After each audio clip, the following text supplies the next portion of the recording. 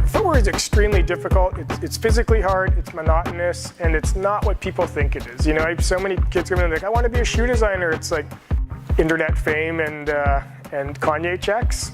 And the reality of making shoes kind of talk them out of it in some ways, unless they come in and they got like blistered hands already, and I can see that they're people who work with their hands and that they understand what that's like.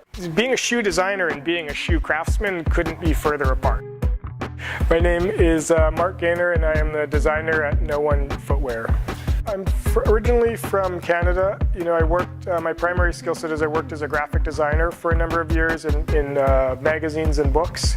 I came down to Los Angeles and worked with a company called Gourmet Footwear. So, you know, with John Buscemi, Greg Lucci, and Greg Johnson. First time I got into, you know, an athletic, a shoe factory, and specifically into the sample room, and saw them making shoes, you know, saw them taking a flat paper pattern and turn it into a sneaker, then I was hooked. You know, that's when I was really, that's when I got the bug.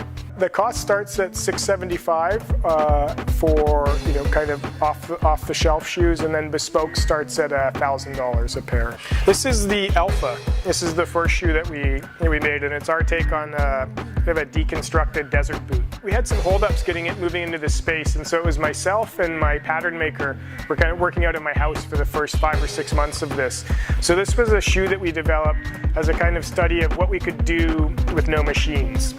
So this is the No One Bravo. This particular one is a Italian pony skin zebra print upper, and then inside we've got a French lambskin lining. This shoe took about 14-15 days to make. There's the curing period, and then, you know, cutting, etc., etc. Yeah, if someone comes into No One and they want to make a shoe, the first thing we'll do is sit down with them, with our pattern maker, and, you know, we'll get measurements of, establish what size your feet are. Then we'll select material for the upper. We've got a great selection of an inventory of hides that we've collected here, and so we'll sit down at the table, roll those out, and select a material for the upper. You know, the first step is the paper patterns. Then we select the materials. Then there's you cut the pattern. So we cut all the elements for the pattern.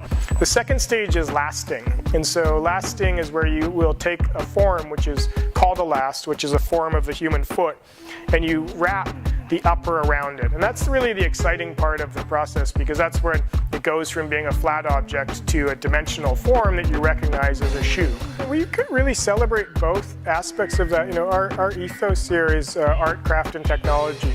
You know, those are the kind of the three pillars that we invest in. And, you know, I think there's this component of craft that's a historical, and especially in footwear, is such a beautiful history to it. And you know, so there's this really historical system here, and then we have technology, because we are a business in the year 2017, and, you know, merging those two things together, that's really our sweet spot. I think we got it, Eli. I think so too.